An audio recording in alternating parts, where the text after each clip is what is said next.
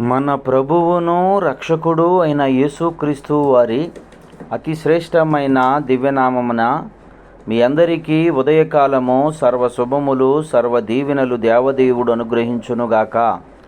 Amen.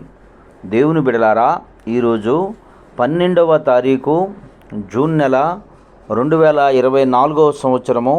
ఈరోజు దేవుని వాగ్దానము యెషయా గ్రంథము 30వ అధ్యాయము 19వ వచనము. నీ మొరవిని నిశ్చయముగా నిన్ను కరుణించును. దేవుడు తన పరిశుద్ధ లేఖన భాగము నేటి ఉదయకాలము మీ అందరి వినికిడిలో ఈ యొక్క వాక్యము దేవుడు నెరవేర్చునుగాక.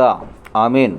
దేవుని బిడ్డలారా, మీ జీవితంలో మీరు ఇప్పటి వరకు ఏ మొరలైతే దేవుని సన్నిధిలో విజ్ఞాపన చేస్తూ ఉన్నారో, ఏ అక్కరల అవసరతలు ఆయనకు చెప్పుకుంటూ ఉన్నాడో, నా దేవుడు ఈ ఉదయకాలం ముందు మీతో మాట్లాడుతున్నటువంటి మాట నిశ్చయముగా ఏమాత్రము కూడా దాంట్లో ఎక్సెప్షన్ లేకుండా, ఏమాత్రము కూడా ఈ ప్రార్థనను ఆయన త్రోసివేయకుండా నీ మొరవిని విన్నవాడు ఊరుకొనక నిన్ను కరుణించునని దేవుని వాక్యం తెలియజేస్తుంది. కనుక ప్రియ సహోదరి సహోదరులారా, ఏ విషయమందు దేవుని సన్నిధిలో మొరపెడుతున్నారు, మీ జీవితంలో ఆ యొక్క మొరకు దేవుడు జవాబు నేటి నుండి ప్రారంభించి నీ యొక్క నెరవేర్పు ఒక్కొక్కటిగా మీరు చూడబోతున్నారు.